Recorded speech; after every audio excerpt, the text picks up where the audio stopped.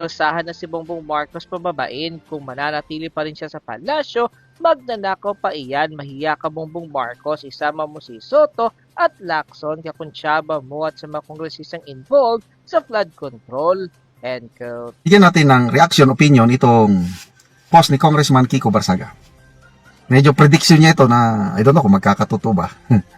Sabi niya, Martin Romualdez will escape the country before President Marcos resigns next week. Di ba? Very bold prediction ito. Magre-resign na si PBBM. So, what's the possibility of PBBM resigning next week? Tingnan muna natin na people who reacted. 22,000 like. Gusto nilang mag-resign ng presidente. 12,000 naman ang tumatawa. I don't know sinong tinatawanan, si Barsaga o ano. And then, comments, Sunshine, Barbie Noble, oh my God. Nissan Choi, isa-isa na sila napunta sa ibang bansa, kunwari nga may sakit. Sana magkasakit yung mga korap na yan na hindi kayang gamutin ng pera. Carl Moro, paasa ka kung tumatawa. Dehadista, papitik ako sa bayag pag nag-resign yung presidente nyo. Okay, so ito, I fully support Congressman Barsaga. At pagdating sa pagre-resign ni PBBM, to me, malabo. Hindi yan magre-resign. In many instances, sinabi niya na, why will I resign? Yung pahayag nga niya, 2 days ago ata, sabi niya, I insist that at the end of my term, may magandang mangyayari sa buhay ng bawat Pilipino. Talagang nakafocus siya on finishing his term. At kung pakikinggan natin si BP Sara, sabi ni BP Sara, ayaw niyang mag-resign si PBBM. Kaya wala tayong naririnig kay BP Sara na Marcos resign. Ang sabi ni BP, the President should do his job.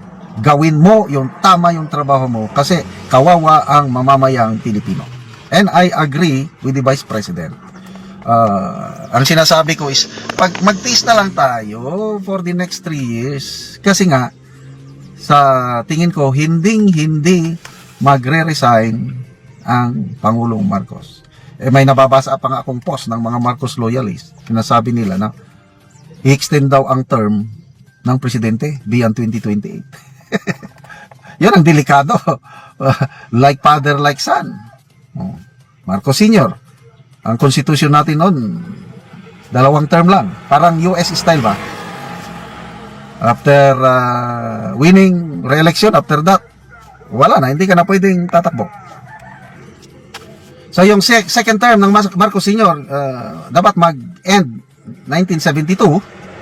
Kaya nung 1971, dineclare niya ang martial law. O di, tumagal siya, naka 20 years, kaya tinawag siyang diktador. So ito ngayon, I don't know anong mangyari dito sa Junior kasi yung mga political moves nila is parang they want to stay in power for a long time. Tingnan nyo yung people's initiative nila. Gusto nilang baguhin ang konstitusyon. Change of government from presidential to parliamentary. Kung natuloy yun, ay nako, Marcos Romualdez na ang dahil hindi mo na bubutuhan ng prime minister eh. Ang prime minister pipiliin na lang ng mga members of parliament. Mabuti na lang at meron tayong mga senador na may prinsipyo, hindi nagpa-control. Kasi kung iba pa ang Senate President nung sinusulong nila yung People's Initiative, kung Soto, ito opinion ko lang kung si Senator Soto pa ang nakaupo noon, naku, delikado na tayo. Kaya ako, malaking pasalamat ko kay Senator Mick Zubiri at tumindig siya. Hindi siya nagpa-control. Hindi siya nagpadikta sa mga powers that be. Kaya, tinanggal siya. Kudita. Mali nila dahil ang ipinalit nila, Escudero, ganun din, hindi rin magpa-control. Tinanggal ulit. Ito na ngayon, Senator Soto na. So, they want to stay forever. Tingnan natin kung anong magagawa nila. Kaya takot na takot sila na makabalik ang isang Duterte sa 2028 Malacanang dahil pupulutin sila sa kangkungan kung ano nang gagawin nila. They are trying to prevent Duterte comeback. Okay, so ulitin ko hindi yan magre-resign. Romualdez, what's the possibility na aalis sa bansa? Kasi mayroong mga post na nabasa ko noon is na parang mag-apply siya ng travel authority kasi magpapagamot. Puros may sakit sa puso. Mabuti na lang at siguro nakiramdam ang House leadership parang unpopular.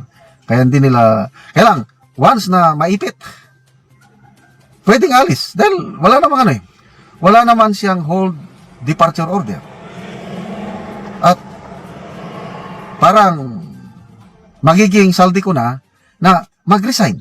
Nag-resign ni si Saldico. So hahabulin pa ba ng Philippine government? Parang wala na. Kumukuha na nga siya ng accountability clearance sa Kamara at baka by this time nabigyan na. Clear na siya sa Kamara. So kung nagawa yan ni Saldico, malamang pwede rin gawin yan ni dating Speaker Martin Romualdez. Kaya lang, posible rin hindi dahil lumalabas na wala namang ebidensya laban sa kanya. Gross negligence lang daw ang pwedeng ikaso sa kanya ni Boying Rimulya. So ligtas pa rin. May napanood ako ang Facebook reel.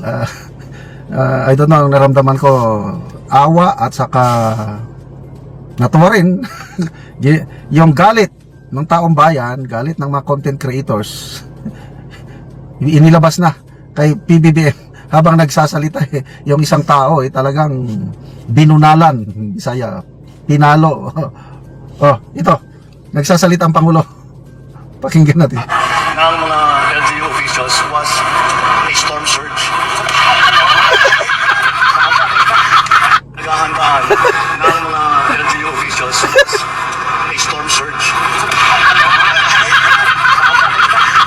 Naghahandaan ng mga LGU officials was a storm surge.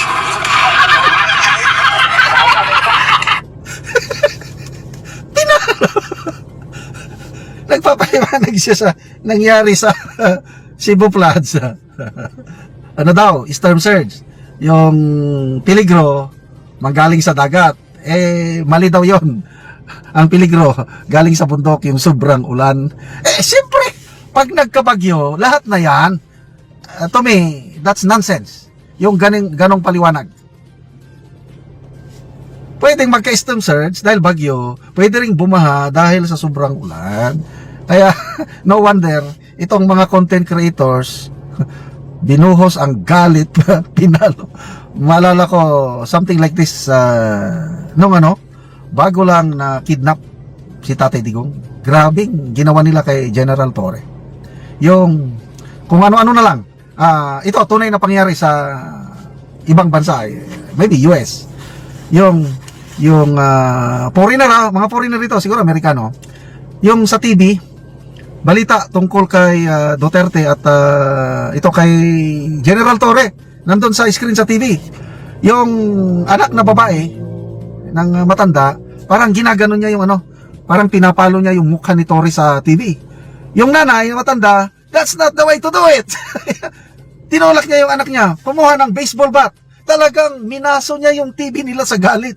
Ganon, katindi ng kaalit ng, hindi lang tayo mga sambayan ng Pilipino ang nagalit kay PBBM at kay Torre nung kinidnap nila si PRRD. Kahit mga taga-ibang bansa, taga-ibang lahi, nagpakita ng simpatya, pagmamahal, suporta kay PRRD.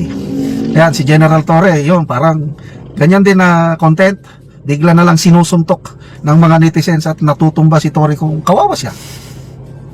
Ayun, naibuhos yung galit ng netizens, na ibubuhos nilang galit nila kay Torre at ito, galit nila sa Pangulong Marcos Sr. Kaya kung minsan naaawa na rin ako sa Pangulo Ginawa na siyang katatawanan. Yung mga pahayag niya na, mabuti na lang, katatanim lang namin, nag-harvest na kami. Ang dami.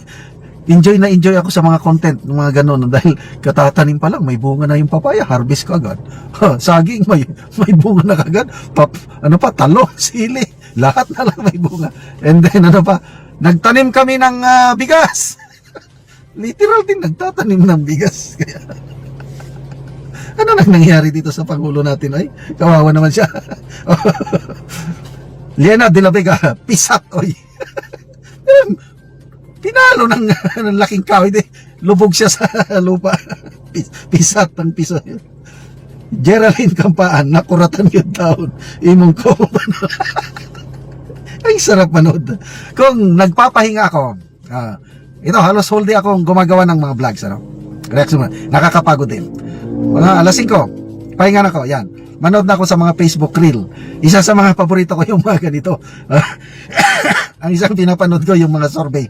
Laban, BBM versus Ipis. Yan, bumuboto talaga ako. Number 1 fan ako ni Ipis. Pag ang kalaban, Ipis versus BBM, pipiliin ko si Ipis. Kailan kung BP Sara versus Ipis, it's a pwera kayan Ipis, BP Sara ako. Nakakatawa na. Ano pa ito? Jobel, dahil lang sa kining bata, burit kayo. Jobel, lamian ni mo kulataon, oy. Siguro Marcos loyalist ito. Katapay. Ay, nako. Ilubong na ninyo si BBM kay walay pulos, murag na buang na. Okay, may pahayag po ang Pangulo na siguro he's trying his best. Dahil gusto niyang mag-iwan ng magandang ligasiya pag alis niya sa 2028. Sabi niya, I will insist. Pipilitin ko na pag alis ko sa pwesto sa 2028, may magandang mangyayari sa buhay ng mga Pilipino. Again, ang sarap pakinggan. Siguro, let's give him the benefit of the doubt. Sa puso niya, gusto niya. Kaya ang tanong, kaya ba niya? Iba kasi yung sinasabi, iba yung ginagawa. Yung sinasabi niya na, ang pangarap ko, walang magugutom na Pilipino pag alis ko. Very specific yan. Yung walang gutom. Kailang sa survey ng SWS, third quarter, September this year, tumaas yung bilang ng mga nagugutom na Pilipino. From 16.1% nung second quarter this year, ang nagugutom ngayon tumaas 22%. So, malayo po sa realidad itong ating Pangulo. Magaling lang siyang magsalita, kailang kabaliktaran ang nangyayari on the ground pag nagsasalita siya.